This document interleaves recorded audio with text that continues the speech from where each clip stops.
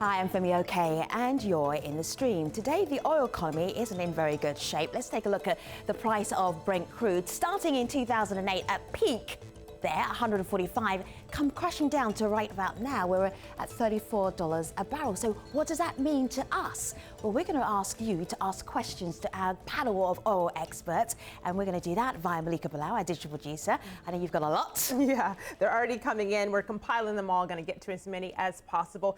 People are asking great questions, things like, what effect will this have on the world economy? Do oil-producing countries have a plan B? And the best one to get the conversation started is from Fawad, who asked, what are the mechanisms that govern oil prices other than supply and demand? I mean, do you have an answer to that one? I have an answer, and the answer, Malika doesn't believe me. Coming up with our four guests, Chuba Ezekwesili is a research analyst at the Nigerian Economic Summit Group in Lagos. Elias Isaac is the Angola program manager at the Open Society Initiative for Southern Africa in Johannesburg. In Dubai, Robin Mills is the head of consulting at Manar Energy, and in the US city of Portland, Oregon, Gregor Macdonald is an independent journalist covering the energy sector. Good to have you here, gentlemen. Gregor, can't wait to ask that first question. Malika, do a recap, please. Gregor, this is the one from Fawad, and basically he wants to know, why is it that prices are so low? Right. So the global economy sent out a signal in 2014 that its demand for oil was really beginning to slow down quite significantly. Global oil demand fell to less than 1% of a growth rate in 2014. And that was really a signal to the global oil production industry to slow down production. But unfortunately, that's not what the industry did in 2015. In 2015, the global oil industry marched straight ahead and increased production, and that's kind of put us in the mess that we're in today. We've got a little bit too much supply, and we've got not quite enough demand growth, and the market is really struggling to come out from under those conditions. Let me just check to see if Robin agrees with you, Gregor. Anything you wanted to add to that answer there, Robin? Do you concur? Well, I think, it's the two old characters of supply and demand, and they're always the characters that govern the oil market. And, as Gregor says, we had relatively weak demand in the last few years, and we had very, very strong supply. And ultimately, those two things were going to collide. It was just a matter of time when the market would wake up to this and when prices would fall. And that turning point came in the middle of 2014. But now, of course, as Gregor says, we're dealing with the fallout of that. And I'm sure we'll talk about it later, how major countries like Saudi Arabia and other OPEC members chose not to cut their production and instead to accept lower prices and try to sweat out their higher cost competitors. And that's a process we're still very much in the middle of. So, Robin, I'm glad that you mentioned that. That's exactly what people want to talk about. This is Abdullahi, who says, is it in the national interest of Saudi Arabia to continue to produce crude oil massively, even though this depresses prices? And he goes on in this next tweet to say that massive oil production that lowers prices may serve Saudi interests, but it clashes with natural interests of other OPEC producers. So take us through that. Well, when the oil price started falling, the Saudis took a view that, unlike in previous occasions, they were not this time going to cut their production to try to prop up prices. They didn't want to absorb all the burden of cutting production while others increased production to keep up prices. And they also thought that if they cut production, then shale oil producers in the US in particular would just increase production and make up the gap. And ultimately, the Saudis would lose market share. And they did this in the 1980s. They tried to defend an unsustainable price, and the result was disastrous for them. And they've learned from that mistake. And Minister Al-Naimi, who you saw on the picture just then, very much understands that and didn't want to make that mistake again. So there's a lot of argument, are the Saudis doing the right thing? Of course, it's very painful for them and other oil producers in the short term, but the Saudis feel that is a long term in the best interests and will increase their revenues in the longer term. Let's talk about some other oil producers. Let's talk about Nigeria, for instance. Chuba, let me show you this headline back here, just picking up off the back of where Robin was leaving us. Saudi oil minister says production cut is not going to happen. When you read that as an oil analyst in Nigeria, what is your reaction? Well, Nigerians have been, I think the first place to look at is when you look at our budget and what we projected oil to be, the price of oil to be. I think we we had it at $38, and of course it's lower. I think it's about 32 right now. So you can see that Nigerians are optimistic, about oil prices, and I think when you also look at the initiatives that the government is taking, the policies, it's all geared towards the hope that oil prices are going to come back up. What does that mean? How would you explain that to us? What policies are you talking about that are geared to the price of a barrel of oil? So for example, we decided not to devalue naira because according to the president, he doesn't want to affect the poor people, by raising inflation. But I think sort of the hope of that is that that oil prices comes back up, and so we're able to get this sustained increase in foreign exchange supply.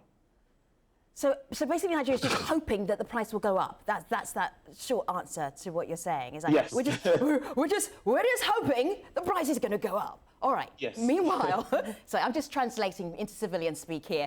Malika. Well, civilian speak, some people are wondering, should we hope that? This is a tweet that we got from Nicholas.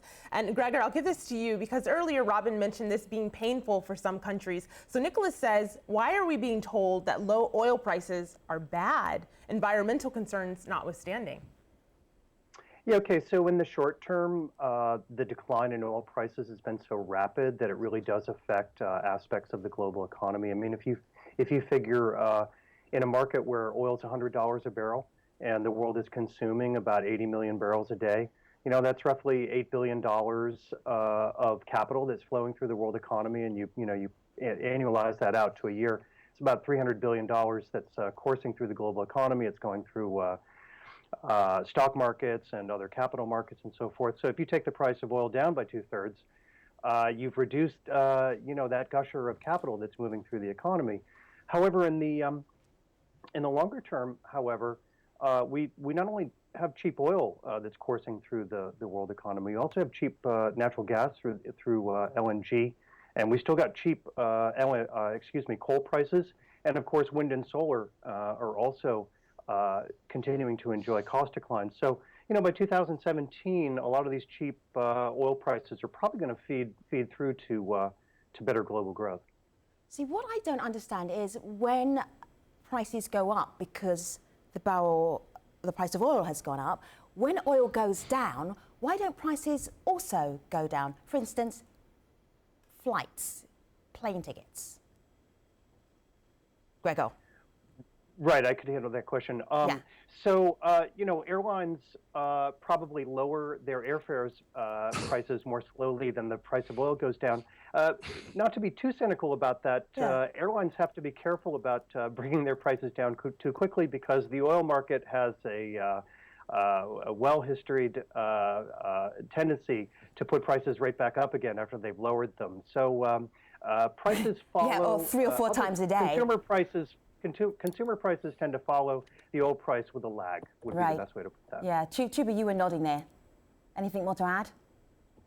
Yeah, I mean, and then when you think about the airlines, I mean, they already operate on razor-thin profits. It's not going to be advisable for you to lower. I mean, there's really no incentive for them to do that, even if they could. So yeah, it just doesn't make business sense.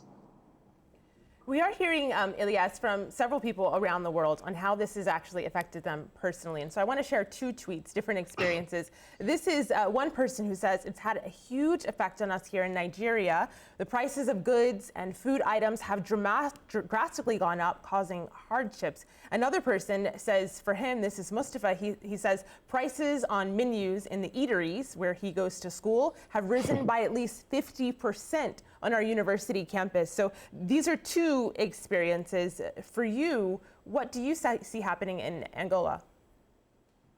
The experience is the same. It's not different from what is happening in Nigeria.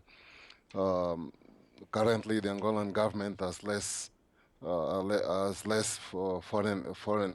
foreign currency to sustain, the imports.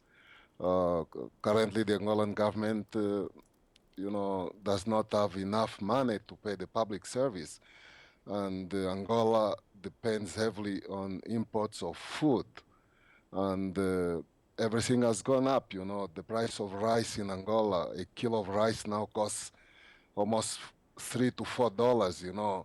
And when you look at the statistics from the United Nations, you see that the poor person in Angola lives with less than $2, to live on per day. So the situation is quite chaotic. The fees in the universities have gone up, but the reality that salaries have not gone up. Everything has gone up. The government has increased taxes on people, but salaries have not been adjusted. So it's a very, very difficult situation. And just going back, the governments, like the government of Angola, as a plan B, no, they don't have a plan B. Elias, what do they tell people when they go to buy the rice and the rice is so expensive? What's the government talking about right now? Well, the government just saying that the situation is difficult due to the fall of oil prices, but the government does not have a plan B. The government is acknowledging that it has no money to sustain the economy of importation, of importing goods. And the government is asking people, to use more national goods, products that are produced locally. But the major challenge is that even the local produce is also very costly, because a farmer is also hit by the rise in fuel. So everything it affects every sector of society. And even the issue of the diversification of the economy is another challenge, because the government does not have money to put in the diversification of the economy. So it becomes a real challenge for Let me show you a headline here. Let me show you a headline. Oil-rich Nigeria now can't afford to pay teachers. I suspect that's not the only sector that is struggling in Nigeria, Chuba. How would you know that the oil is super cheap in Nigeria right now? Sorry, can you repeat that question? Yeah. How would I know? Yeah. What's the impact of the price of a barrel of oil on Nigeria right now? Oh, what's the impact of the price? Yeah. How would you know? Like here, so government can't afford to pay teachers. What else? How else would you notice? I mean, I think you notice even from the products you buy. Everything I bought as of December is more expensive today. Everything. I mean, from the food I was getting to new pair of pants, it's more expensive. And then when you also then consider that, that the government's also been talking about how they're going to fund the budget, or how they're going to fund the capital expenditure, how they're going to build roads, or they're going to provide facilities, electricity, those sort of things. You see that they're looking to widen the tax base. So it's clear. I mean, it's what everyone's been talking about. The governor's also complaining about how they don't have money to pay the workers. I think this is even way past just teachers. I think it's also goes down to almost every sector of the economy is affected by this. See, Robin, this doesn't seem to me that surprising, but what are the benefits from oil being cheap? Well, for any consumer of oil, it's good news, right? Any driver, motorist, anyone who's flying on airlines, we talked about airlines earlier, maybe prices have not come down yet, but inevitably ticket prices will come down. And eventually this should filter through into the wider economy, particularly oil, major oil consuming countries. And if people are spending less on motoring, they have more to spend on other things. So it's certainly a good thing for major oil importing areas like Europe, like India, like China, even like the US, although the US is a big oil producer, it's still a big oil importer as well. So all of those countries and regions will show a positive impact, but it can take quite a long time for that to really filter through. And I think at the moment, globally, we seem to be seeing more of the negatives which strike first, and probably the positives only filter through in the longer term. So that's I think that's one of the reasons why people are feeling this oil price decline as a shock, and not really seeing a rosy side from it yet. And of course, it has made, as we know, obviously in the oil exporting countries, it has problems, and they may withdraw investments from financial markets around the world, so it can have an impact on financial markets. There are many complex effects of this oil shock which are still rippling out through the world economy, and we haven't seen the end of them yet. So Gregor, you know, Robin mentioned that oil prices will eventually go down again. This is Elias, another Elias, on Twitter, and I wonder if that was an answer to this question, but if you can elaborate. Elias says, is there permanent structural change happening in the oil market as well? Do you see permanence to what we're seeing? Yes, I do see permanent changes in the oil market. Let's think of oil as a product that's seeking new users, seeking to expand its user base. Oil lost the developed world as a source for growth of demand, starting 10 years ago. United States, Canada, Europe, Japan. We halted our oil growth starting over a decade ago. I mean, the United States added 40 million people since the year 2000. We're consuming 5 to 7% less oil than we were in the year 2000. So there are structural changes occurring because the oil as a energy source in the global economy has also lost share over the past 15 years. Oil used to compose almost 40% share of global energy use from all sources. Now it's down to 31 or 32%. You know, if there was just a company that called Oil Incorporated, and you'd have to come on financial television and explain how come your product is losing share year after year after year in the global economy. So yeah, there are structural changes taking place for the way in which oil is used as set against all the other energy resources. See, Elias, you were saying how you didn't feel the Angola government was really prepared for fluctuation in oil prices. Would you say that there's panic in Angola right now? Absolutely, absolutely. And the panic starts from the government structures that they don't have any solutions. You know, as Chuba said, you know, the Angolan government is just waiting, believing that the oil prices will come up again. You know, and that's a very sad, you know, state of affairs, because if you don't have a plan B, then your economy is completely doomed. Looking at the people themselves, you know, common citizens, you know, Angola depends, you know, 90%, you know, of Angola exports is oil. So you can imagine 90%. The impact. That is about 90%, you know. Amazing. So you can imagine the impact that this industry has in the socio-economic life of the people, you know. It's tremendous. It's tremendous. Do you spend every day just checking to see that, you know, the price of oil every day, just to see where you are in terms of what life might be like? Are people transfixed by this, or do they just shrug their shoulders and do their best? Absolutely. You know, we have to check, because right now hospitals do not have medicine. The government has no money to import medicines, you know. Most of the shelves in the supermarkets are becoming empty. Right now in Angola, you find, you know, queues for bread, for rice. You know, this is a country that 2 years ago was one of the fastest growing economies in the world. Now, just overnight, it has become a beggar, you know. So that's why you cannot really understand, you know, the wisdom on dependence in the oil, you know. So it's Angola's in trouble. Big trouble. You know, Elias was sharing that story. Femi, there's another personal story. This one's out of Nigeria. This is from Ibi Lola, and this is what she had to say about how it's affecting people there. The drop in oil prices in Nigeria has had an adverse effect on the oil and gas industry. A lot of jobs have been lost. Quite a lot of staff have been sacked. We're yet to get final investment decision on major capital projects, and contractors and consultants have been forced to negotiate the contract values down by a minimum of at least 30%. So it's very bleak times in Nigeria at the moment, especially in the oil and gas industry.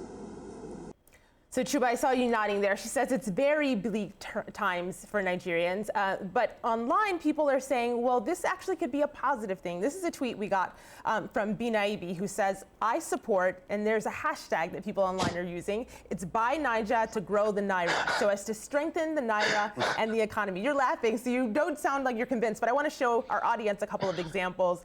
This is one. These are eyeshadows produced and made in Nigeria. Here's another one. These are kind of cool cell phone covers there. Buy this to increase the strength of buying power in Nigeria. Are you convinced? Yeah. What? No, no, no, I'm not. Well, for several reasons. Well, I think first of all that doesn't really scale.